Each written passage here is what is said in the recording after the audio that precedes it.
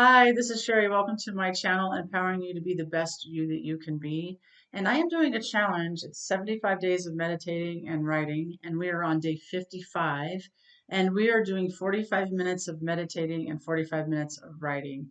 And if you have made it this far, I applaud you. And if you just landed here, I applaud you as well. I would highly encourage you to start on day one and build up from there.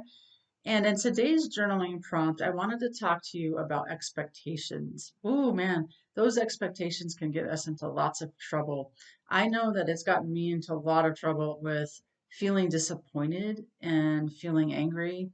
And I was just working with someone that had some expectations around another person, and they wanted this person to be different, be different, or do things differently. And they weren't doing things the way that they wanted them to be done. And so he would talk about his anger around that. And I asked him, what would it be like to just let go of expecting that? What would it be like? What would it feel like to just to let go of that idea that this person has to do or be a certain way? And I think that that's a really powerful question. And I think that he's still sitting with it at this moment. And I think that most people do. And I know I have, because I'm like, part of me is like, well, they should be this certain way. Like, why don't they just act right? However, that's my judgment that I'm expecting that. And not everybody's going to do what we want them to, and they're not going to actually behave how we want them to. They're having their own experience with whatever they're dealing with. And so I want you to just sit with that while you're journaling today about your expectations of other people. Now, there's another side of this too, where it's expectations of things.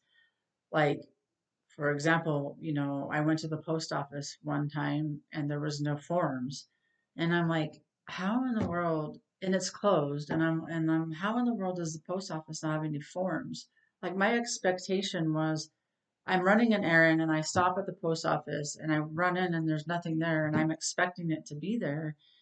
And I walk out and I'm just pissed. I'm like, like now what am I going to do? So now I'm in this disappointment and anger of my expectation being broken, and all it is that there's no forms. That's it. I'm making a judgment that it should be there.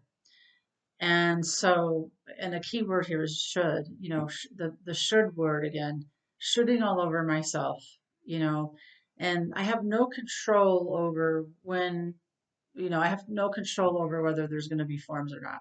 I just don't. And if I am worked up into my anger and disappointment, then I don't have a then I don't then I have a very difficult time going into a solution.